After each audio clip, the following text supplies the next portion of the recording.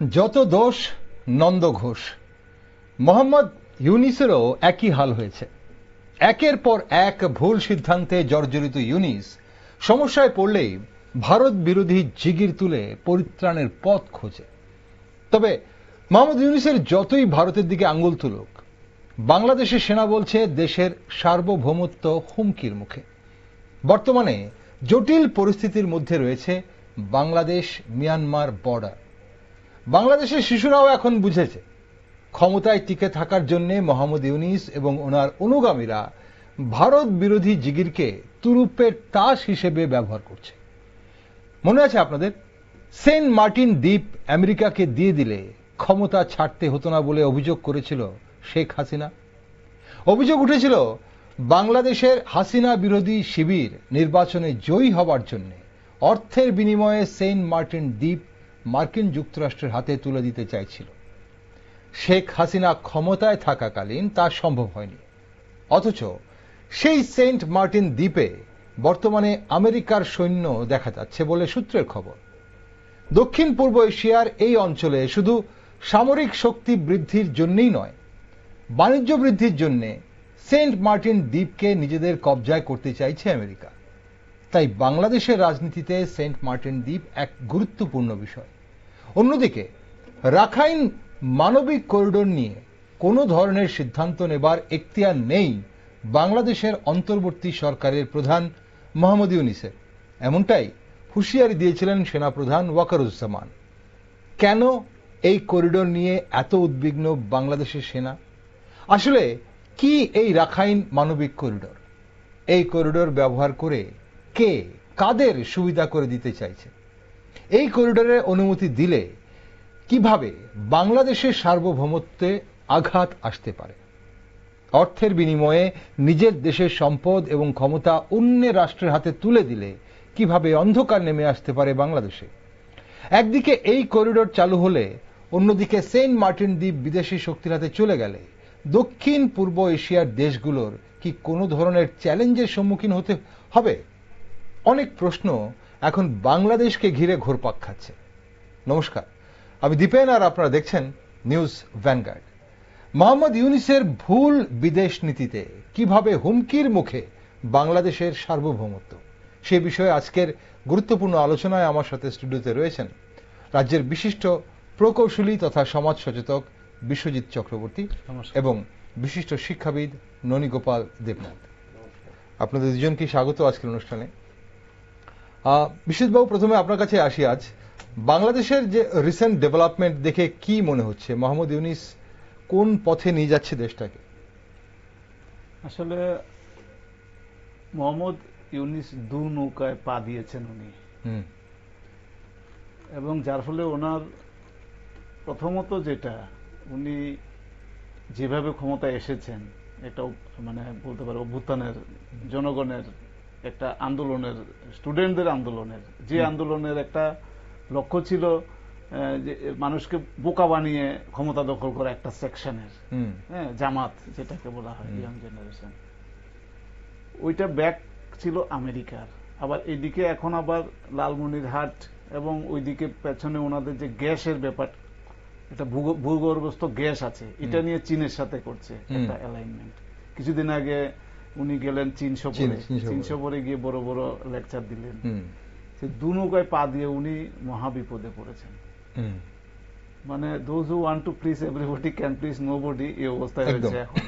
তো ওনার অবস্থা, একদিকে উনি ধরুন 9 মাস 10 মাস আগে যে ক্ষমতায় আসার পরে যেসব প্রতিশ্রুতি ছিল এই আন্দোলনকারীদের, যারা ওনাকে পছন্দ করে বসিয়েছেন ক্ষমতায়, সেই যে দাবি দাওয়াগুলো, সেই রকম এক্সপেকটেশন ছিল জনসাধারণের, সেই জনসাধারণের এক্সপেকটেশন তো ফুলফিল হচ্ছে না কিছুই। তো অন্যদিকে দেখতে গেলে আপনি উনি ডাইভার্ট করার চেষ্টা করছেন। দেখুন এখানে কি কি ইনভলভ আছে পুরো এই সিচুয়েশনের সাথে। একদিকে আছে কারা কারা এফেক্টেড বাংলাদেশের ঘটনাগুলিতে, জাস্ট ইন শর্ট যদি দেখা যায়। একদিকে আছে বাংলাদেশের সাধারণ জনগণ, একদম সবচেয়ে বেশি এফেক্টেড সাধারণ জনগণ। একদিকে আছে আমাদের মোহাম্মদ ইউনুস এবং ওনার ব্যাক করা জামাত। একদিকে আছে বিরোধী শক্তি, হুম, বিরোধী দলগুলো, যেমন বিরোধী দলগুলোর ভিতরে বিএনপি, আওয়ামী লীগও আছে এটার ভিতরে, বা অন্য যারা আছে, বিভিন্ন রাজনৈতিক দলগুলো যারা বিভিন্ন আছে। রাজনৈতিক দলগুলো আছে এখানে। হুম, আরেকদিকে আছে বাংলাদেশের সেনাবাহিনী, হুম, ওয়াকারুজ্জামান, হুম, উনি একটা পার্টি আছেন এটা। হুম, আর আরেকটা আছে বিদেশি শক্তি, একদম। বিদেশি শক্তি এবং পাশের দেশ, যেটা এক্ষুনি আপনি বললেন যে মায়ানমার। হ্যাঁ, তো মায়ানমার, ওই যে মায়ানমারের বর্ডার, বাংলাদেশ বর্ডারটা নিয়ে মায়ানমার, ওদের ইন্টারেস্ট আছে অনেকগুলো। একদম। আর মায়ানমার নিজে এদিকে অস্থির, মায়ানমার নিজে অস্থির, নিজে একটা বাজে কন্ডিশনের মধ্যে আছে। ওই জায়গায় দাঁড়িয়ে উনি চেষ্টা করছেন, মানে উনি একদমই বলতে পারেন যে জাতাকলে পিষে যাচ্ছেন একদম। হুম, হুম, একে তো জনসাধারণের এক্সপেকটেশন, মানুষ অলরেডি বুঝে গেছেন যে মোহাম্মদ ইউনিস, আমরা নোবেল পুরস্কার জয়ী এইসব ভেবেছিলাম কিছু একটা উনি হয়তো আমাদের পরিত্রাণ করবেন, কিন্তু দেখা যাচ্ছে বাংলাদেশের ইকোনমি দিন দিন আরো নিচের দিকে যাচ্ছে, মানে ডাটাই বলছে এটা। হ্যাঁ, বাংলাদেশের ইকোনমি দিন দিন নিচের দিকে যাচ্ছে। এবং এটাও দেখা গেছে যে এরকম বিদেশি শক্তি যখনই কোথাও গিয়ে ভর করে কোন একটা দেশের, সেই দেশকে একদম সর্বশান্ত করে দেয় একদম।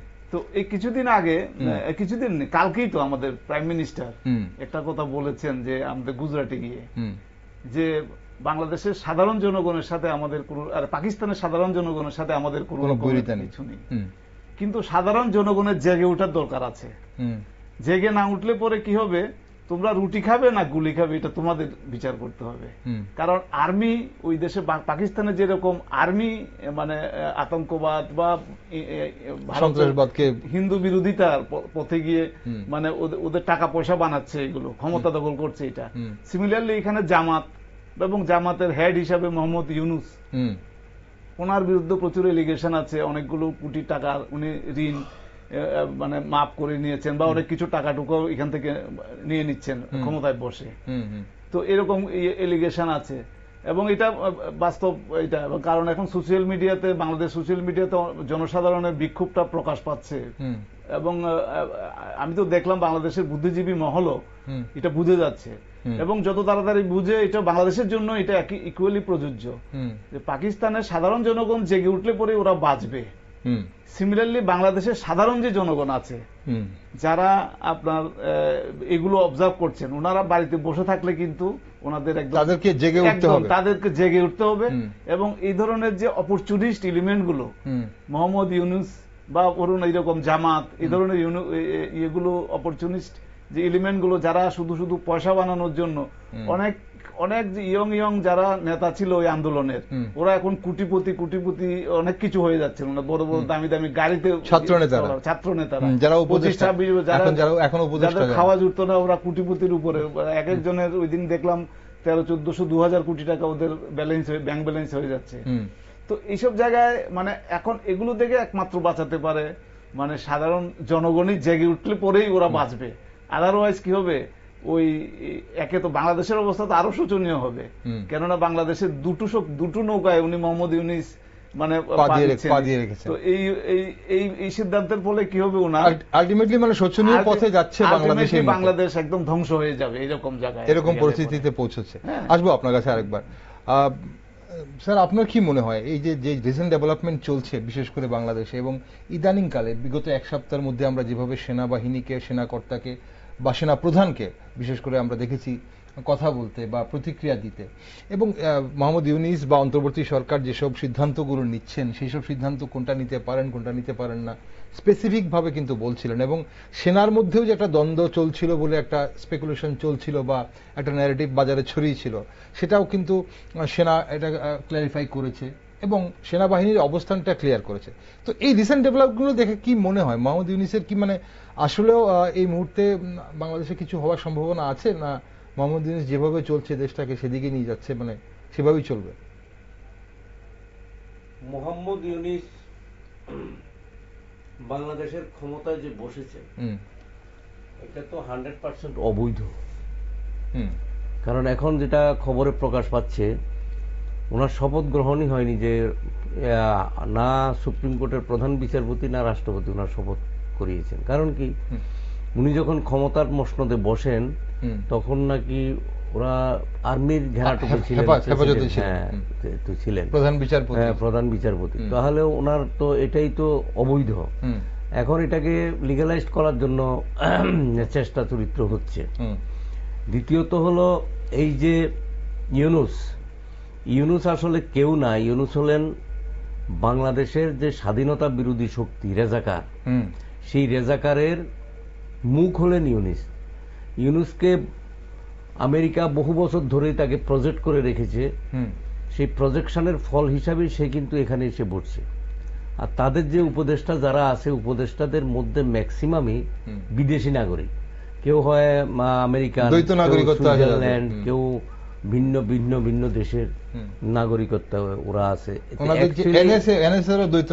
হ্যাঁ, তো এদের আসলে বাংলাদেশের প্রতি মায়া মমত্ববোধ কিছু নাই। এখন এরা হচ্ছে আমেরিকার প্রজেকশন হিসাবে এখানে বসছে, টোটালি আমেরিকার প্রজেকশন। আরেক প্রসঙ্গক্রমে বলি, আমেরিকাতে কে ক্ষমতায় এলো এটা বড় কথা না, বাইডেন গেল নাকি ডোনাল্ড ট্রাম্প এলো, তাদের পররাষ্ট্র নীতি বা তাদের যে নীতি, সেই নীতি থেকে কেউ এক চুলো সরে না। কারণ কি, ডোনাল্ড ট্রাম্প আসার পরে আমাদের দেশেরও অনেকে উৎসাহিত হয়েছিলেন যে হয়তোবা এবার আমেরিকার ফরেন পলিসির ক্ষেত্রে কিছুটা পরিবর্তন হতে পারে। কিন্তু কি দেখা গেল টোটাল বিপরীত চিত্র। আমাদের দেশও যেটা আশা করছিল, কিন্তু তার চিত্রটা টোটালি অন্যরকম। এবং এখানে দেখা যাচ্ছে কি, উনি ট্রাম্পই হিডেন, মানে ব্যাক থেকে গোপনে উনি সব খেলাটা খেলছিলেন। এবং পাকিস্তানে যখন দেখা গেল যে এয়ার স্ট্রাইক হলো, ধ্বংসের মুখে পাকিস্তান একেবারে, মানে পাকিস্তান কি বলবো, আমাদের যেই অকুপাইড যে করিডোর, সেটা আমরা প্রায় দখলের পথে। ঠিক এই সময় আমেরিকা আগ বাড়িয়ে সেখানে একটা মধ্যস্থতার কিভাবে কি হলো জানি না, উনি প্রথম ঘোষণা করলেন যুদ্ধবিরোধী, তারপরে তার ফরেন সেক্রেটারি করলো, তারপরে আমাদের ভারতবর্ষ থেকে করা হলো। তো এই বিষয়টা তো সেখানে এইরকমই আছে। এখন বাংলাদেশের সঙ্গে পাকিস্তানের সম্পর্কটা কি? সম্পর্কটা হলো, আমরা স্বাধীনতার সময় যেমন ওটা ছিল পশ্চিম পাকিস্তান, এটা পূর্ব পাকিস্তান, মানে একটাই পাকিস্তান। এখন ওরা মনে করছে যে এটা আমাদের দেশ, এটা পূর্ব পাকিস্তান, এটাই পূর্ব পাকিস্তান। এখন ওই পূর্ব পাকিস্তানের স্তরে নিয়ে যাওয়ার জন্যই এই চক্রান্ত, যেটার সঙ্গে হয়তো জনগণ ধোঁকা খেয়েছে। কারণ কি জানি, সমন্বয়ক নাকি বিরোধী আন্দোলন করতে গিয়ে, বৈষম্য বিরোধী আন্দোলন কোটা বিরোধী আন্দোলন করতে গিয়ে, আসলে কোটা বিরোধী আন্দোলনটা ছিল একটা মুখোশ মাত্র, সামনে একটা বক্তব্য, মানে মানুষকে বিভ্রান্ত করার জন্য। আর হাসিনার দলেরও হাসিনার কিছু ব্যক্তিগত ত্রুটি বিচ্যুতি আছে।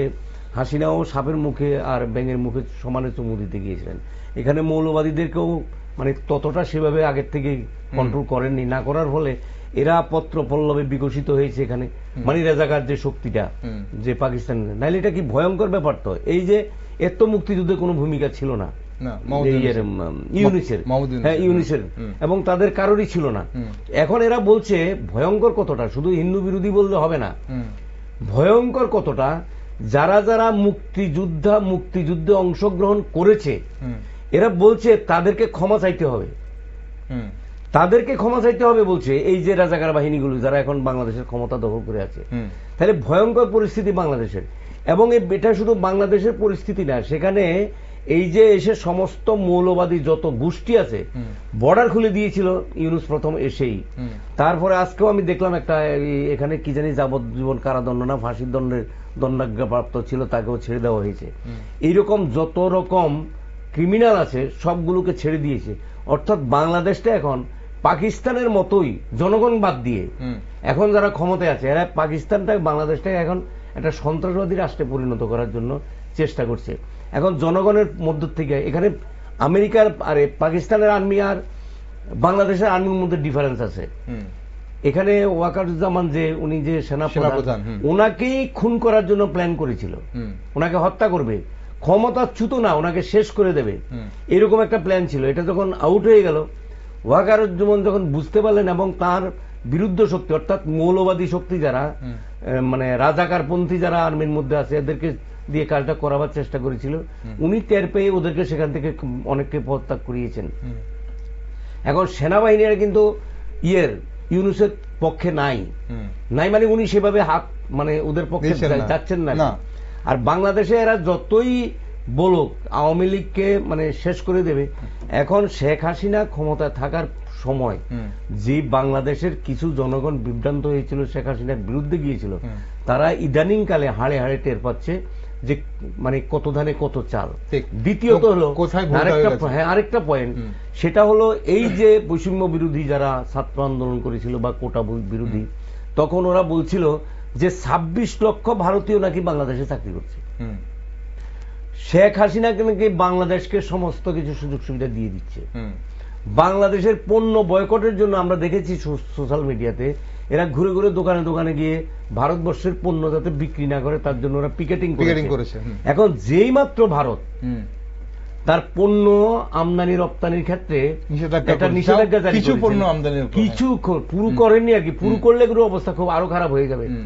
একটু যখন করেছেন তখনই এদের ত্রাহি ত্রাহি রব। প্রথম দিকে ব্যবসায়ীরা বলছিল না কিচ্ছু হবে না, কিন্তু যেই মাত্র স্থলবন্দর গুলো বন্ধ করে দিলেন, আমার যেটা অ্যাজাম্পশন, আমার কাছে প্রকৃত ডাটা হাতে নাই, না থাকলেও ভারত যদি বাংলাদেশ থেকে ভারতবর্ষ থেকে যদি 10% সম্পদ মানে পণ্য সামগ্রী যদি বাংলাদেশে রপ্তানি হয়, বাংলাদেশ ভারতবর্ষে পাঠায় 90%। তাদের অনেক কিছু এখানে আছে, কাপড় থেকে শুরু করে।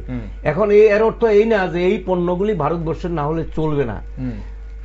প্রতিবেশী রাষ্ট্র হিসাবে তাদেরকে আমরা অত্যন্ত স্নেহ করি, ভালোবাসি বলে তার জন্য আমরা আসছিলাম। কিন্তু বাংলাদেশের যে বাণিজ্য যদি বন্ধ হয়, বাংলাদেশের যে সমস্ত পণ্যগুলি ভারতবর্ষে আসে সেগুলি যদি বন্ধ হয়, ভারতবর্ষের কিচ্ছু হবে না। আমি অন্তত দেখেছি, যেমন আমাদের ত্রিপুরাতে যে সমস্ত প্লাস্টিক সামগ্রীগুলি আসে, কি হবে ভারতবর্ষে না আসলে, ত্রিপুরাতে না আসলে? এখানে অনেক ব্র্যান্ডেড কোম্পানির প্লাস্টিক গুডস আছে, এখানে অনেক আমাদের সুতি বস্ত্র ভালো হবে, কিন্তু ওদের জন্য সাল হয়ে যাবে। তো সুতরাং এখন পাবলিক বুঝতে পারছে, বুঝার ফলে ইউনিস কিন্তু এখন পড়েছে। এই যে কি জানি বলে এই পদত্যাগের যে নাটকটা করলো, এটা যখন পদত্যাগের কথা বলছিল তখনই আমি বলেছি এটা তার পুরো নাটক। আমার ইউটিউব চ্যানেল আছে, আমি সেখানে একটা ভিডিও দিয়েছিলাম একদম, এবং এটা সম্পূর্ণ এটা ছিল নাটক, গেমিং, এবং ওই ওদেরকে দিয়ে সেই নাটকের পর্দা উঠে গেছে এবং মোহাম্মদ ইউনূস সেই নাটক করেছেন, পদত্যাগ করতে চেয়েছিলেন, সিম্পেথি গেইন করার চেষ্টা করেছেন, এবং দেশের জনগণের কাছ থেকে উনি কতটা সিম্পেথি পেয়েছেন সেটা উনি ভালো বলতে পারবেন। তবে আমরা আজ যে বিষয়টা একটু আলোচনা করার চেষ্টা করবো, আপনাদের দুজন রয়েছেন এখানে, আমরা যে জায়গাটা বোঝার চেষ্টা করব। বিশ্বজিৎবাবু, এই যে বারবার যখন আমরা বাংলাদেশ নিয়ে কথা বলছি, এখন প্রত্যেকটা আমাদের টক শোতে হোক বা বিভিন্ন নিউজে বাংলাদেশের বিভিন্ন দিক উঠে আসছে। রাখাইন করিডোর একটা খুব গুরুত্বপূর্ণ দিক যেটা উঠে আসছে, রাখাইন হিউম্যানিটেরিয়ান করিডোর বা রাখাইন মানবিক করিডোর যে কথা বলা হচ্ছে। এখন ভেতরে বাইরে ভীষণ চাপের মুখে আছেন মোহাম্মদ ইউনূস, এটা মানে অনস্বীকার্য। এখন বিশেষজ্ঞরা বলছেন যে রাখাইন মানবিক করিডোর দেবার জন্য ওনার ওপর ভীষণ চাপ রয়েছে। এদিকে সেনাবাহিনী এটা মানে শুধু একমাত্র নির্বাচিত সরকার দিতে পারবে বলে, এই যে সিদ্ধান্ত নিতে পারবে বলে সেনাবাহিনী জানিয়ে দিয়েছে। এখন প্রশ্ন হচ্ছে যে রাখাইন করিডোর ইউনিসের সবচেয়ে বড় মাথা ব্যথা কেন? রাখাইন করিডোর কার সুবিধার্থে? রাখাইন করিডোর মানে তো এটা হচ্ছে বার্মার মানে আপনার মায়ানমার বর্ডার। এখন এটা যে এই যে রাখাইন করিডোর মানে কি, এটা হচ্ছে বাংলাদেশের যে একদম সাউদার্ন পার্ট, যেটা এই জায়গাটা, এই জায়গাটা স্বার্থ তো আমেরিকারই পুরোটা। আচ্ছা, পুরোটা আমেরিকা। এটার পেছনে আছে আবার অন্য ইয়ে বিজনেস ইন্টারেস্ট বলতে পারেন, ক্ষমতা, পাওয়ার এবং বিজনেস দুটোরই পয়েন্ট। পাওয়ার হচ্ছে পুরোটা আপনার এই সাউথ ইস্ট এশিয়াতে ক্ষমতা, চীনের সাথে আমেরিকার যে দ্বন্দ্ব চলছে, এটার মায়ানমারটাকে আমেরিকাও চাইছে, এটাতে চীনেরও একটা ইয়ে আছে। একটা অ্যাকচুয়ালি মায়ানমার গভর্নমেন্টের তো একটা আছে গভর্নমেন্ট, হ্যাঁ, গভর্নমেন্টের যে করিডোরটা বাংলাদেশের সাথে যে বর্ডারটার কথা বলছি, এই বর্ডারটা পুরোটা আছে আরাকান, বলতে গেলে আরাকান আর্মির দখলে, পুরোটা বর্ডার। বিদ্রোহী আর্মি যারা মানে আরাকান বুদ্ধিস্ট, এটা বুদ্ধিস্ট আর্মি, আরাকান আর্মি যেটা, এইটা আবার ওইটার ওই অঞ্চলে কিছু কিছু আবার আপনার আরাকান, এটা ওই যে মুসলিম যে Rohingya, Arakan Rohingya salvation army বলে আরেকটা আছে, এটা মুসলিম আর্মি, এটা ওইটা।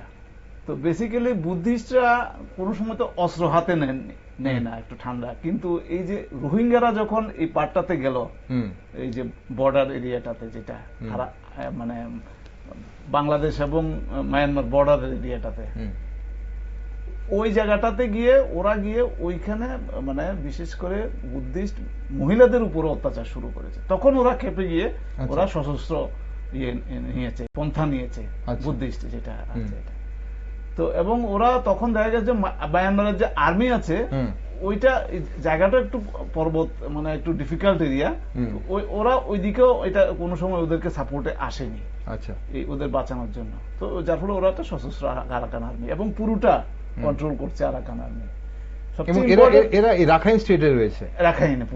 আরো ইন্টারেস্টিং পার্ট হচ্ছে শুধু রাখাইনে নেই এরা, আপনি বলতে পারেন যে বাংলাদেশের যে সাউথের যে একটা একদম টেকনাফ পেনিনসুলা বলে একটা জায়গা আছে, এটা ধরুন না কক্সবাজার থেকে নিচে দিয়ে শেষ সীমান্ত, এবং যেটা দিয়ে আপনার সেন্ট মার্টিন দ্বীপে যাওয়া যায় 9 কিলোমিটার, টেকনাফ থেকে 9 কিলোমিটার। শুধু সেন্ট মার্টিন দ্বীপটা ইউজ করা যাবে না যতক্ষণ না পর্যন্ত এটা হচ্ছে। আচ্ছা, সেন্ট মার্টিন তো আমেরিকাকে দেওয়ার সবকিছু হয়ে গেছে, এটা ওরা চেষ্টা করেছে যে ওইটা একটা যে একটা রাস্তা করে দেওয়া, কারণ এই পুরোটা যে এই যে আপনার টেকনাফ আইল্যান্ড দিয়ে যেতে হবে, এই আইল্যান্ডটা পুরোটাই আরাকান আর্মির দখলে আছে। আচ্ছা, এবং এই যে বাংলাদেশ যে বারবারই বলে আপনার এই আমাদের চিকেন নেক, ওইখানে আরো ছোট্ট একটু জায়গা আমাদের সাবরুম বর্ডার থেকে নিয়ে একটু নিলে পরেই কিন্তু পুরো চট্টগ্রাম সহ পুরোটা কিন্তু ইন্ডিয়ার হয়ে যায় কিন্তু একদম, বুঝতে পারছেন তো এটা। এবং এটা বেসিক্যালি বাংলাদেশের কন্ট্রোলেই নেই বলা যেতে পারে। যে জায়গাটার কথা হচ্ছে এখন, করিডোরটা দেওয়ার কথা, পার্বত্য চট্টগ্রাম যেটাকে বারবার বলা হচ্ছে, এটা বেসিক্যালি এখন বাংলাদেশের কন্ট্রোলেই নেই জায়গাটা, এটা আরাকান আর্মির দখলেই আছে পুরোটা। আচ্ছা, শুধু মানে ওরা যে শুধু মায়ানমার বর্ডার, এখানে প্রায় 300 কিলোমিটার বর্ডার আছে, কিন্তু অলমোস্ট 300 কিলোমিটার বর্ডার, মানে মায়ানমার এবং বাংলাদেশের যে বর্ডার, পুরোটা বর্ডার আছে আপনার এই আরাকান আর্মির দখলে। এবং ওদের সাথে মানে আপনার এই যে রোহিঙ্গা যারা আছে, রোহিঙ্গা আর্মি যেটাকে বলা হয় আরাকান রোহিঙ্গা স্যালভেশন আর্মি, ওদের রক্তক্ষয়ী সংঘর্ষ চলছে এবং ওদেরকে মানে পিটিয়ে দৌড়ে বের করেছে এরিয়া থেকে আরাকান আর্মি এবং বুদ্ধিস্ট যারা আছে এখন। তাহলে রোহিঙ্গারা তাহলে সেই তার জন্য রোহিঙ্গারা বাংলাদেশে এখন তাহলে বাংলাদেশে চলে এসছে, অনেকটা বাংলাদেশের ভেতরে চলে যাচ্ছে বা অন্য জায়গায় ওরা শিফট হয়ে যাচ্ছে, কারণ ওখানে ওদের সাথে পেরে উঠছে না, পুরোটাই দখলে নিয়ে নিয়েছে। ওরা প্রথম একটু ঠান্ডা ছিল, পরে দেখলো কি আপনার বেসিক্যালি হয়েছে কি আপনার এই যে দেখা গেছে আপনার ইউরোপেও যেখানে আপনার মুসলিম কান্ট্রি গেছে, মুসলিমরা, যেমন আপনি অনেকগুলো কান্ট্রি, আপনার স্পেন ধরুন, আপনি ফ্রান্স দেখুন, আপনার ইউনাইটেড কিংডম ধরুন, পুরোটাতেই যেখানেই গেছে ওরা ওদের সংস্কৃতি মানে আস্তে ছোট হয়ে যায়, এরপরে গিয়ে ওদেরকে দেখা গেল যে বিরাট আকার ধারণ করে। কিছুদিন আগে দেখেন যে ফ্রান্সে কত প্রবলেম হয়েছে, এবং এটা এই সিমিলার ঘটনা আপনার এই যে আপনার ইয়েতে হয়েছে, রাখাইনে হয়েছে সেম। তো বুদ্ধিস্টরা তখন রেগে গিয়ে ওরা দেখলো যে ওদের একে তো মহিলাদের উপরে হাত দিচ্ছে, তার উপরে ওরা ওদের সংস্কৃতি সব ধ্বংস করে দিচ্ছে, ওইখানে মুসলিম সংস্কৃতি এরকম। তখন ওরা ইয়ে করেছে, রিভোল্ট যখন করেছে তখন ওরা আস্তে আস্তে ওদেরকে মানে ফেরোসাস হয়ে গেছে, তখন ওরা পুরো পালিয়েছে। এখন ওই জায়গাটা ওরা আবার মানে ওই চাইছে ইউনিস গভর্নমেন্ট, অ্যাকচুয়ালি আর্মিও কতটা এটা নেওয়ার পজিশনে আছে ডাউট আছে এটা। আচ্ছা, বুঝতে পারছেন? মানে তাহলে মায়ানমারের ওই জায়গাটা যেটা মানে যেখান থেকে রোহিঙ্গাদের মানে পালিয়ে আসতে বাধ্য করা হয়েছে, সেই জায়গাটা চাইছে এখন করিডোর হিসাবে। এটা না শুধু, যেটা টেকনাফ আইল্যান্ড বললাম, যেটা অলরেডি বাংলাদেশের জায়গা, এটা বাংলাদেশের কন্ট্রোলে নেই এই জায়গাটা। আচ্ছা, যেটা কক্সবাজারের পরবর্তী জায়গা, এটা মানে কিছু আছে কিছু নেই, কতটুকু আছে ডাউট আছে অলরেডি এই জায়গাটা। ওই জায়গাটা সহ ওরা চাইছে মানে পেনিনসুলার শেষ বিন্দুটা হচ্ছে টেকনাফ। আসলে এটা না হলে আপনার এই সেন্ট মার্টিন আইল্যান্ড ওরা ইউজ করতে পারবে না। এবং এটা কক্সবাজার থেকে যেটা বলা হয় যে কক্সবাজার থেকে গাড়ি করে টেকনাফে আসে এবং টেকনাফ থেকে সেখানে বোটে করে তারপরে এই 9 কিলোমিটার রাস্তা গিয়ে তারপরে যায় ইয়েতে। ওইটা যেহেতু ওদের ইয়েতে আছে, আরাকান আর্মির কন্ট্রোলে আছে এই জায়গাটা, তাহলে এখন এটা ইউজ করতে পারছে, এটা ইউজ করতে। টেকনাফটা অলমোস্ট বলতে গেলে আরাকান আর্মির কন্ট্রোলেই আছে এখন। আচ্ছা, তো এখন ওই যে সেন্ট মার্টিনটা বলতে গেলে আরাকান আর্মির ইয়ে ছাড়া মানে ক্লিয়ারেন্স ছাড়া ওইটা ইউজ করতে পারবে না কেউই। এবং এটা আরেকটা ইম্পর্টেন্ট পার্ট হচ্ছে বাংলাদেশের সাউথ পার্টে ভূগর্ভস্থ প্রচুর গ্যাস আছে। এই গ্যাসটা আমাদের ওএনজিসিও চাইছিল বাংলাদেশকে দিতে, বাংলাদেশ থেকে এটা নিতে ওদেরকে দেওয়া, কিন্তু ওরা দেয়নি বাংলাদেশ। যাই হোক, এই চীনের সাথে ওদের একটা কথা হয়েছে, কিন্তু এটা ইউজ করতে পারছে না কারণ পুরোটা তো কন্ট্রোল আন্ডার আরাকান। আচ্ছা, তো ওইসব সবকিছু মিলে তাহলে অনেক কিছু ইস্যু আছে। একটা হচ্ছে ভূগর্ভস্থ যে গ্যাসটা রয়েছে সেটার একটা লোভ রয়েছে বিদেশি শক্তি। এখন বিদেশি শক্তি চাইছে বাংলাদেশ সরকার ওদের জন্য আরাকান আর্মির সঙ্গে যুদ্ধ করে ওদের জায়গাটা পরিষ্কার করে দেয়। আচ্ছা, মানে কতটা আবদার দেখুন আপনি। মানে ওদের সেন্ট মার্টিন নিয়ে ওর পুরো এলাকাতে ওরা ক্ষমতা ভোগ করার জন্য ওরা বাংলাদেশ আর্মিকে মানে আপনি অযথা, এটা অনেকটা বলতে গেলে আপনি বলতে পারেন যে আমরা যেরকম শ্রীলঙ্কাতে আমাদের একটা ইয়ে গেছিল না, এলটিটি বাহিনী, শান্তি বাহিনী গিয়ে যে পুরো আপনার মানে প্রচুর ওদের ক্ষয়ক্ষতি হয়েছিল, মনে আছে আপনার নিশ্চয়ই, অনেক বছর আগে, যার কারণে বলা হয়ে থাকে যে আমাদের রাজীব গান্ধীর জীবন হারিয়েছেন এটার জন্য গিয়ে, এবং ওইটা খুবই ভুল ডিসিশন ছিল, এবং এতে গিয়ে ভারতের কোনো লাভ হয়নি, এক অযথা। এটা একদম সিমিলার টাইপ অফ, এটা বলতে পারেন অনেকটা এই যে আপনার আরাকান এই যে আপনার করিডোর, এটার জন্য রক্তক্ষয়ী সংগ্রাম হবে এবং অযথা বাংলাদেশের লোক মারা যাবে। কার ইন্টারেস্টে মারা যাবে, কিসের জন্য, কি প্রয়োজনে মারা যাবে? প্রয়োজনটা হচ্ছে আমেরিকাকে এটা তুলে দেওয়ার জন্য। দিস ইজ দ্য সিচুয়েশন, এবং এটার জন্য অ্যাকচুয়ালি আর্মি কোনো মতেই এটা নিতে চাইছে না। এই যে মোহাম্মদ ইউনূস এই জিনিসটাই করতে চাইছেন, এবং কার স্বার্থে করতে চাইছেন সেটা বাংলাদেশের মানুষ হয়তো বুঝতে পারছে, সেনাবাহিনী বুঝতে পেরেছে। ওরা মানে মোহাম্মদ ইউনূস নিজের স্বার্থে, মোহাম্মদ ইউনূস কিভাবে বসেছেন এখানে, মোহাম্মদ ইউনূসকে বসানো হয়েছে, আমেরিকা থেকে বসানো হয়েছে মোহাম্মদ ইউনূসকে ওদের মানে ওদের স্বার্থ রক্ষার জন্য এবং নিজের পয়সা বানানোর জন্য বাংলাদেশ আর্মিকে ইউটিলাইজ করছে। কত ডেঞ্জারাস জিনিস লক্ষ্য করুন।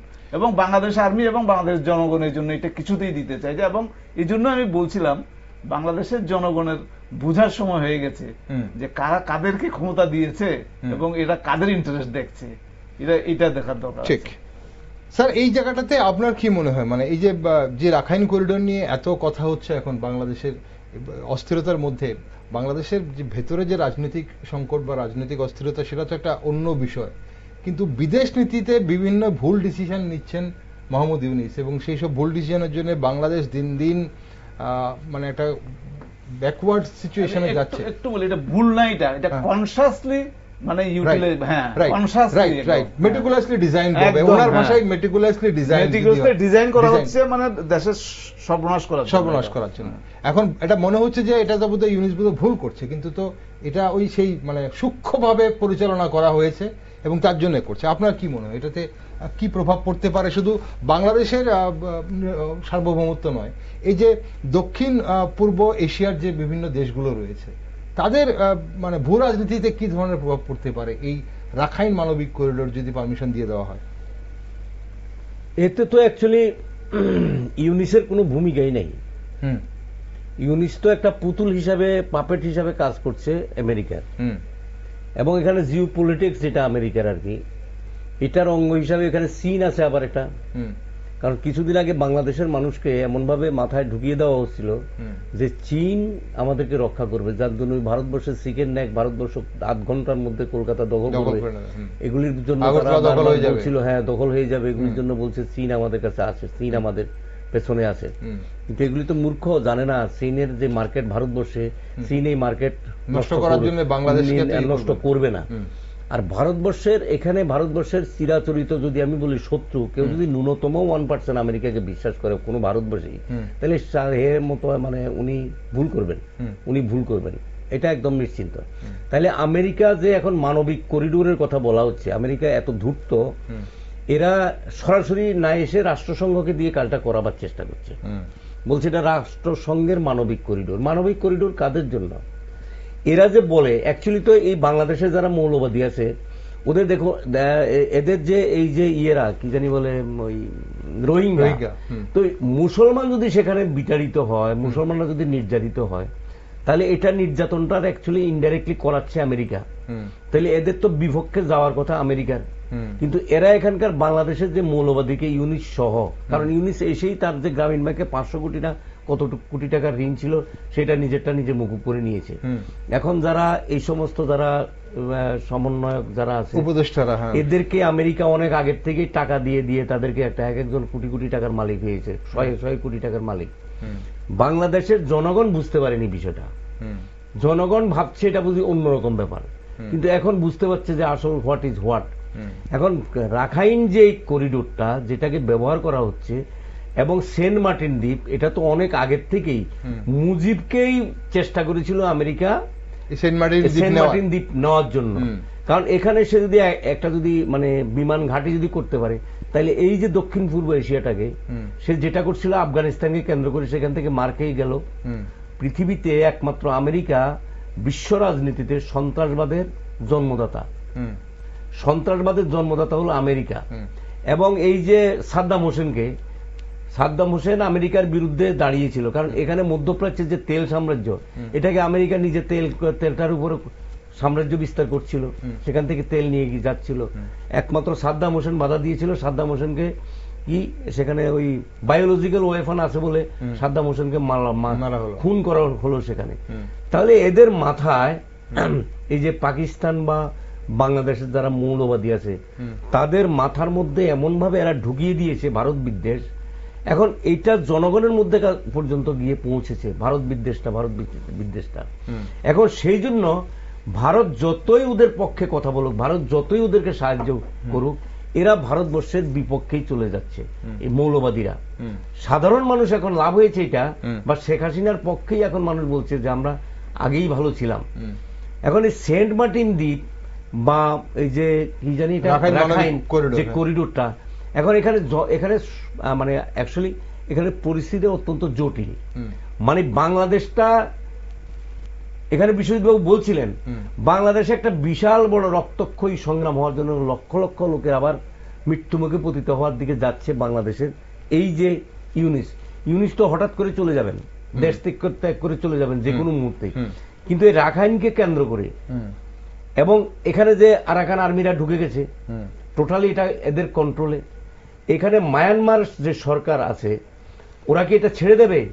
কোনো না কোনো সময় ওরা তো ছাড়বে না তো। আর এই এদেরকে এই আরাকান আর্মিদেরকে হাতে রেখেই এখন চাইছে আমেরিকা ইয়েটাকে কন্ট্রোল করতে, কি জানি বলে মায়ানমারকে কন্ট্রোল করতে। অর্থাৎ ওরা মদত দিতে বলছে, নাহলে এত অস্ত্র পাচ্ছে কোথায়? ওরা কোথায় পাচ্ছে? আরাকান আর্মিরা পাচ্ছে কোথায়? আদা চীন দিচ্ছে, নয় আমেরিকা দিচ্ছে। তবে চীন আমার মনে হয় এখানে দিচ্ছে না। চীনে অন্য খেলা। চীনে ভাবছিল চীন কি আরাকান আর্মির উপর ভরসা করছে বেশি না মায়ানমারের উপর ভরসা করে? মায়ানমার সরকারের উপর, জুন্টা সরকারের উপর। চীন এখন মাঝামাঝি অবস্থায় আছে, কি করবে? মানে চীনও যেভাবে যেই সরল রেখা চীন এই অঞ্চলে এগিয়েছিল সেই সরল রেখা কিন্তু পরিস্থিতিটা নেই এখানে। আমেরিকা যেই সরল রেখায় ঢুকেছিল সেই পরিস্থিতিটা নেই। কারণ কি পাকিস্তানের সঙ্গে ভারতবর্ষের যে যুদ্ধটা হয়েছিল, ইন্ডিয়ার এয়ার ডিফেন্সটা এত পাওয়ারফুল ছিল, না হয় পাকিস্তান যদি আপার এন্ডে চলে আসতো তাহলে এখানকার জিও পলিটিক্সটা, এখানকার যে মানে দক্ষিণ পূর্ব এশিয়ার রাজনৈতিক চিত্রটাই পাল্টে যেত। বাংলাদেশ এখন আমাদের জন্য আরেকটা ভয়ঙ্কর অবস্থা হতো, ভারতবর্ষের নিরাপত্তার জন্য বিষয় এটা ভবিষ্যতের নিরাপত্তার জন্য ভয়ঙ্কর অবস্থা। এখন যদি ভারত সরকার যদি ব্যবস্থা না করে যে কোনো ভাবেই হোক রফ কাজে লাগিয়ে বাংলাদেশে ইউনিসকে এখান থেকে হটাতে হবে, শেখ হাসিনাকে আবার বাংলাদেশে নিতে হবে, না হলে কিন্তু ভারতবর্ষের জন্য এটা একটা বিস্ফোরণের মতো বাংলাদেশ। না, যেভাবে এখানে সূত্রের খবর, যেভাবে আইএসআই ঘাঁটি গাড়ছে বাংলাদেশে, সেটা ভারতবর্ষের মানে মানে নিরাপত্তার জন্য কিন্তু একটা হুমকি। না, আইএসআই যে এটা তো বটেই। আইএসআই কত শক্তিশালী ভিখারি বাংলাদেশ, আরে পাকিস্তান ভিখারি। বাংলাদেশের বেলায় আমরা তাই বলবো, এখন বাংলাদেশ ভিখারি হয়েছে। এরা ভারতবর্ষের এই যে কি জানি মেয়েটা ধরা পড়লো মালহোত্রা, যে ইউটিউবার, যে হ্যাঁ চর, এরা কি পরিমাণ টাকা ঢালছে ভারতবর্ষে। এখানে এরা চর বানাচ্ছে, এখানকার গোয়েন্দারি, এখানকার ভারতবর্ষের সিকিউরিটি বা এখানকার নিরাপত্তার যে সমস্ত জায়গাগুলি আছে। বিএসএফ ধরা পড়েছে। এখন আরেকটা জিনিস বেরিয়েছে, মানে দেখা গেছে চীন এখন অ্যালার্ট হয়ে গেছে। এরা চীনে বাংলাদেশের মেয়েরা চীনা যুবকদেরকে করার জন্য এরা বিয়ের সূত্র ধরে সেখানে বিয়ে করে করে সেখানে ঢুকে আবার বাংলাদেশে অ্যালার্ট করেছে। হ্যাঁ, চীন অ্যালার্ট করে দিয়েছে যে বাংলাদেশি কোন যুবক যুবতীর সঙ্গে যাতে তারা সেখানকার কোন যুবক যুবতী রিলেশন না মেনটেন করে। তাহলে এই যে বৈবাহিক সূত্র যেন না বাধা। ভারতবর্ষে প্রচুর এরকম মুসলমান আছে, মুসলমানকে যারা ধরা পড়ছে বিএসএফ এর, এরা তো সব হিন্দুই, মানে টাকার লোভে এই সমস্ত, সে নাকি 3000 টাকার লোভে এই দেশের তথ্য প্রচার করে দিচ্ছে। ওই যে পলমার ঘটনার সময় সেখানে দেখলাম যে একজন আর্মি ধরা পড়ছিল, আর্মি নাকি পুলিশের অফিসার, সে তার নিজের গাড়িতে করে 2 জন উগ্রপন্থীকে নিয়ে যাচ্ছে, সে সেটা তাদেরকে চণ্ডীগড়ে নিয়ে পৌঁছে দেবে। সে দেশের কথা চিন্তা করলো না, এখানে কত বড় ক্ষতি এই উগ্রপন্থীরা করতে পারতো। আমরা যে জায়গাটাতে সরে যাচ্ছি, জায়গাটাতে সেন্ট মার্টিন এবং এই যে মানবিক করিডোর বা এই যে রাখাইন করিডোর কথা বলা হচ্ছে, এই জায়গাটাতে একটু বুঝতে হবে আমাদের, মানে বোঝার ব্যাপার আছে যে আমেরিকা এই যে 3.5 স্কোয়ার কিলোমিটার বা 3 স্কোয়ার কিলোমিটার বলছে এই দ্বীপটা, সেন্ট মার্টিন দ্বীপটা, আমেরিকা এখানে এই দ্বীপটা নিয়ে কি করবে? এখানে কি সামরিক ঘাঁটি করবে আমেরিকা? কি কিসের জন্য? মানে অলরেডি পাকিস্তানের আমেরিকার সামরিক বাহিনী ঢুকে গেছে বাংলাদেশে, অলরেডি পাঠিয়ে দিয়েছে। এখন অলরেডি আমেরিকা প্রস্তাব দিয়েছে যে বাংলাদেশকে এখন রক্ষা করতে গেলে ওই আমেরিকান আর্মি লাগবে এবং ইউএনও থেকে সেখানে পাঠাবে রিজার্ভ, আসলে মানে রিজার্ভ ফোর্স পাঠাবে যেরকম ভাবে অন্যান্য পৃথিবীর অন্যান্য দেশে পাঠায়। তাহলে আমেরিকার কৌশলটা কি? এটাকে দখল করে মানবিক করিডোর ফরিডোর কিচ্ছু না, কোথাও এখন পৃথিবীতে যত মানবিক করিডোর হয়েছে আমেরিকার নেতৃত্বে একটাও মানবিক করিডোর থাকেনি, সেটা ওই জায়গাটাকে দখল করার জন্যই তারা করে নিয়েছে। এটা আমেরিকার একটা কৌশল, একটা সূক্ষ্ম কৌশল করে সেই জায়গায় ঢুকতে চাইছে। সেন্ট মার্টিনটারে যে এয়ারবেস করবে, এখানে আমেরিকান আর্মি রাখবে, আমেরিকান আর্মি রাখবে, রেখে বাংলাদেশটাকে সে কন্ট্রোল করবে, চীন যাতে ঢুকতে না পারে। এখানে একটা তার বাণিজ্যিক ব্যাপার আছে, কিন্তু চীন তাকে একটা ধাক্কা মেরে দিয়েছে। ওই যে প্রথম যে ওই কি মানে পণ্য সামগ্রীর উপর যে 34% চীনও যে পরিমাণ ও বাড়িয়েছে, চীন এক বেশি আরো বাড়িয়ে দিয়ে ওকে একটা ধাক্কা দিয়েছে। ঠিক আছে, এখন এই বাংলাদেশটাকে তারা ভাবছে এখন যে দুর্বল, মানে সেখানে হাসিনা চলে আসার পর, নির্বাচিত সরকার না থাকার পরে, এটা তো না থাকার ফলে কি হাসিনাকে তো তাড়িয়েছে ওরাই, আমেরিকাই তাড়িয়েছে, ইউনিসকে এনে বসিয়েছে। দীর্ঘদিনের তাদের প্রোডাক্ট হলো ইউনিস। সে তো আমেরিকা, এই ইউনিসকে দেখলে মনে হয় যে সে একজন নোবেল প্রাইজ উইনার। তাকে তো অনেক আগের থেকেই তো সে প্রজেক্টেড। ওকে, এখন দেশটাকে যেভাবে ইউনিস যেদিকে নিয়ে যাচ্ছে সেটা একদম মানে জলের মতো স্পষ্ট, কাঁচের মতো স্পষ্ট। বাংলাদেশের মানুষ, সাধারণ মানুষ, যেটা আপনারা শুরুতেই বলছিলেন যে বাংলাদেশের সাধারণ মানুষও বুঝতে পারছে এবং গোটা বিশ্বের বিভিন্ন বিশেষজ্ঞরাও বুঝতে পারছেন, বা যারা ওয়াকিবহল মহল তারাও বুঝতে পারছে। এখন আমরা আরেকটা দিকে, অনুষ্ঠানের সময় ফুরিয়ে গেছে, আরেকটা দিকে আমরা একটু আলোকপাত চাইবো। বিশেষবাবু, এই যে 1931 সালে নির্মিত লালমনিরহাট যে বিমান ঘাঁটি, সেই বিমান ঘাঁটি আবার নতুন করে চালু করতে উদ্যোগী হয়েছে বাংলাদেশ, এবং সেখানে বলা হচ্ছে যে চীনের প্রতিনিধিরা এসেও সেই বিমান ঘাঁটি পরিদর্শন করে গেছে, এবং একটা ধারণা করা হচ্ছে, স্পেকুলেশন চলছে যে চীনকে, যেহেতু চীনের সঙ্গে একটা সখ্যতা রাখার চেষ্টা করছেন, তো বাংলাদেশের উত্তরের দিকটা চীনকে ঘাঁটি গাড়ার জন্য বা পাকিস্তানের বিমান ওঠানামা করার জন্য সুযোগ করে দেওয়ার জন্যই লালমনিরহাটের যে বিমান ঘাঁটি তাকে নতুন করে চালু করার সিদ্ধান্ত। এখন এদিকে ভারত ত্রিপুরার যে কৈলাস শহরে যে বিমান ঘাঁটি, যা 1971 যুদ্ধে ব্যবহার হয়েছিল, সেই বিমান ঘাঁটিটি চালু করার উদ্যোগ নিচ্ছে বলে কিন্তু জানা যাচ্ছে। এয়ারপোর্ট অথরিটি অফ ইন্ডিয়ার অনেক আধিকারিকরা এসে সেই বিমান ঘাঁটিটি দেখে গেছেন। এখন নতুন ভারতের বার্তা তো স্পষ্ট যে দেশের নিরাপত্তা নিয়ে কোনো আপোষ হবে না।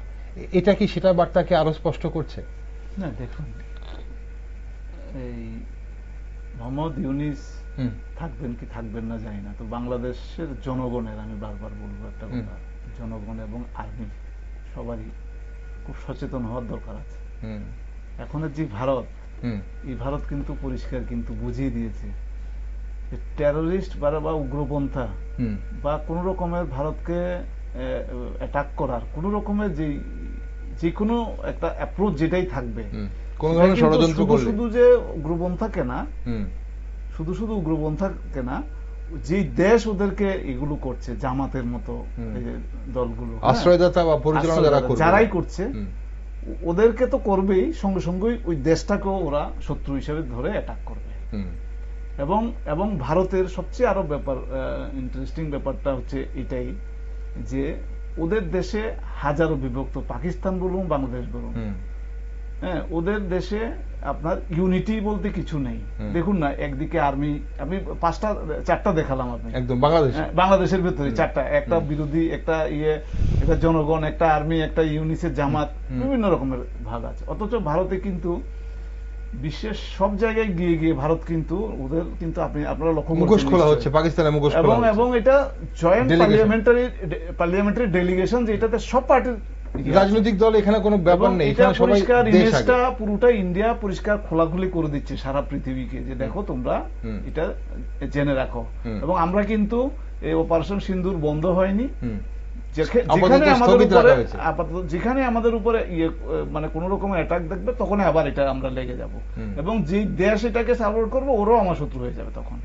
এটা মানে তখন আর ইন্ডিয়াকে আর কেউ কিছু বলতে পারবে না, মানে ইন্ডিয়া ওর গ্রাউন্ড তৈরি করে নিয়েছে একদম পুরো। এবং এটাতে সবচেয়ে ইন্টারেস্টিং হচ্ছে, এটাতে ইম্পর্টেন্ট ব্যাপারটা হচ্ছে এখানে আমাদের সব রাজনৈতিক দল এক এই জায়গাটাতে, এটা প্রথম কথা হচ্ছে এটা। মানে এখানে আপনার কথাতে আমি যদি একটা লাইনে সামান করতে যাই, তাহলে ভারতবর্ষের সেনা হোক বা ভারতবর্ষের রাজনৈতিক দল হোক বা ভারতবর্ষের জনগণ হোক, দেশাত্মবোধের যে সংস্কৃতি ভারতবর্ষে আছে সেটা পাকিস্তান আর বাংলাদেশে নেই। এবং মুসলিম হিন্দু সব এক হয়ে গেছে কিন্তু একদম। এগুলো ফার্স্ট পয়েন্ট। সেকেন্ড পয়েন্ট হচ্ছে কি, রাশিয়ার সঙ্গে ভারতের সখ্যতা আরো ক্লোজ হয়ে গেছে। কারণ এবার ভারত যেটা দেখিয়েছে, বাংলাদেশের বুদ্ধিজীবী মহলও কিন্তু এটা বুঝতে পেরেছে যে দেখুন, অ্যাটাক তো আপনি হাজারো করতে পারেন, কিন্তু একদম আপনার স্পেসিফিক পয়েন্টে অ্যাটাক যেটা বলা, ইন্ডিয়া যেটা করেছে বুঝে বুঝে, যেখানে চেয়েছে ওইখানেই করেছে। জিরো এরার ছিল। 1 মিটার ভেতর দিয়ে আমরা দেখবো 500 কিলোমিটার দূর থেকে 1 মিটার জায়গা দিয়ে ওর মানে প্রিসিশনে করতে পেরেছে। পয়েন্টটা হচ্ছে এটা দেখে রাশিয়াও কিন্তু ওরা দেখেছে, এবং S-400 রাশিয়া করেছে। মানে কি, এটা কিন্তু অনেকগুলো ইস্যু আছে, এটা শুধু S-400 দিলে হবে না, শুধু আমাদের আকাশ দিলে হবে না, আমাদের যে ডিফেন্স সিস্টেম, যে কোঅর্ডিনেশনটা যেটা থ্রু স্যাটেলাইটের থ্রুতে ইন্ডিয়ান যে স্পেসের থ্রু ইউটিলাইজ করে যেটা করেছে, এটা দেখার মতো ছিল, একদম এইটা দেখার মতো ছিল। এবং এটা কোন দেশে এটা ইন্ডিয়াকে অ্যাটাক করতে 10 বার চিন্তা করবে, কারণ এটা হয়ে গেছে। এবার রাশিয়ার সঙ্গে ইন্ডিয়ার কিন্তু একটা কিন্তু চুক্তি হচ্ছে, কিন্তু এখন দেখেছেন নিশ্চয়ই, যে অ্যাডভান্স ব্রহ্মোস মিসাইল নিয়ে ওরা R&D করছে, রিসার্চ ডেভেলপমেন্ট সব নিয়ে। এটাও আমেরিকার পেট ব্যথার কারণ আছে। আর ইন্ডিয়া আরেকটা তো ওই দিন যেটা বলেছিলাম, যে চায়না যে ডিফেন্সের ওদের যে অস্ত্র ব্যবসা যেটা ছিল, যেগুলো 10% ডাউন হয়ে গেছে। আর ইন্ডিয়ান যে শেয়ার যেটা আছে, এটা এখন 30% উপরে উঠে গেছে, আরো বাড়ছে, প্রত্যেক দিন বাড়ছে, এটা আজকেও বেড়েছে। এটা মানে দ্যাট মিনস মানে কি, এটা পুরো ওয়ার্ল্ডে এটা মানে ইন্ডিয়ান একটা অস্ত্র ব্যবসায়ীতে ইন্ডিয়া, আমেরিকা এখন একটা কম্পিটিটর, বড় কম্পিটিটর এখন ইন্ডিয়া হয়ে যাচ্ছে। হ্যাঁ, তো এত বড় একটা পাওয়ারের সঙ্গে বাংলাদেশের সাধারণ মানুষ, বুদ্ধিজীবী সবাই সতর্ক হয়ে ওদেরকে মানে এরকম যে কোনো উদ্ভট যেসব নেতারা ওদেরকে চালাচ্ছে। বাংলাদেশের সঙ্গে ভারতের মানে সামরিক কোন ধরনের অস্ত্র ব্যবহার করতে হবে না, এই পরিস্থিতি বোধহয় এই মুহূর্তে সৃষ্টি হবে না। এবং আমাদের ওই হেমন্ত বিশ্ব শর্মাই যথেষ্ট ওদের, আমাদের উনি টুইট করে যেটা বলেছেন, দুটো চিকেন নেকের কথা মনে করে দিয়েছেন, এবং এটা ইন্ডিয়া নিয়েও নিতে পারে। ইন্ডিয়া যদি দেখে যে ওরা আপনার ওই যেটা বললেন, যে এখানে বিমানবন্দর, এই লালমনিরহাটে বিমানবন্দরের দিকে যান, ইন্ডিয়া যে কোনো মুহূর্তে যে কোনো কিছু করতে পারে এই জায়গাতে। ইন্ডিয়া এখন আগের জায়গায় নেই যে বসে বসে দেখবে চায়না বিমানবন্দর বানাচ্ছে এখানে, আমি বসে বসে দেখবো, এই জায়গায় ইন্ডিয়া হয়তো দেখা গেল যে ওই চিকেন নেকটা নিয়েই নেবে, হয়তো পুরোটা নিয়ে। নিরাপত্তা যখন হুমকির মুখে পড়বে দেশ, তখন অবশ্যই। এবং এটা না শুধু দুদিকে দুটো চিকেন রেখেই বাংলাদেশকে ভাগ করে দিয়ে দেবে। এবং আরাকান আর্মির পেছনে অনেক রকমের কথা আছে, এটার পেছনে হতে পারে অনেকেই বলছি ইন্ডিয়ান স্পন্সর্ড। হ্যাঁ, ওকে, এখন সেই ব্যাপারগুলো বাংলাদেশ অবশ্য ভালো বুঝবে, কারণ বাংলাদেশের এই যে বর্ডার, সেই বর্ডারের সঙ্গে কিভাবে আরাকান আর্মির সঙ্গে বা বাংলাদেশের মায়ানমারের সরকারের সঙ্গে কি ধরনের সম্পর্ক থাকবে, সেনাবাহিনীর কি ধরনের সম্পর্ক থাকবে। তবে আপাতত মায়ানমার বাংলাদেশ বর্ডার যে ভোলাটাইল কন্ডিশনে রয়েছে, তা কিন্তু বাংলাদেশের সেনাবাহিনীও কিন্তু মেনে নিয়েছে। তার জন্য এই গুরুত্বপূর্ণ বিষয়টা বাংলাদেশের যে অন্তর্বর্তী সরকার দেশের স্বার্থে কিভাবে আগামী দিনে সে নিয়ে ডিল করবে সেদিকে তাকিয়ে আছে গোটা বিশ্ব। আজকের জন্য অসংখ্য ধন্যবাদ, সময় ফুরিয়ে গেছে অনুষ্ঠানের, দুজন কি সঙ্গে থাকার জন্য ধন্যবাদ আপনাদের। দর্শক বন্ধুরা, আপাতত সম্পূর্ণ ব্যর্থ বাংলাদেশের অন্তর্বর্তী সরকার। সরকারের একদিকে সুযোগ সন্ধানী কিছু রাজনৈতিক দল, আর অন্যদিকে বিভ্রান্ত ছাত্র সমাজের দল, আর রাস্তায় প্রতিবাদী জনতার ঢল। ইউনিস প্রশাসনের ভুল বিদেশ নীতি দেশকে বিপদের মুখে ঠেলে দিচ্ছে, তবে সতর্ক রয়েছে সেনাবাহিনী। আসলে সবকিছুই হচ্ছে বাংলাদেশে, শুধু দেশটির রাজনৈতিক অস্থিরতা কোনোভাবেই কাটছে না। অনেকে মনে করছেন যে কোনো মুহূর্তে বিরাট কোনো পরিবর্তনের সাক্ষী হতে চলেছে বাংলাদেশ। তাই বাংলাদেশের প্রত্যেকটা খবরে চোখ রেখেছি আমরা, আর আপনারা সব নিউজ আপডেট ও টক শো দেখার জন্য চোখ রাখুন শুধুমাত্র নিউজ ভ্যানগার্ডে।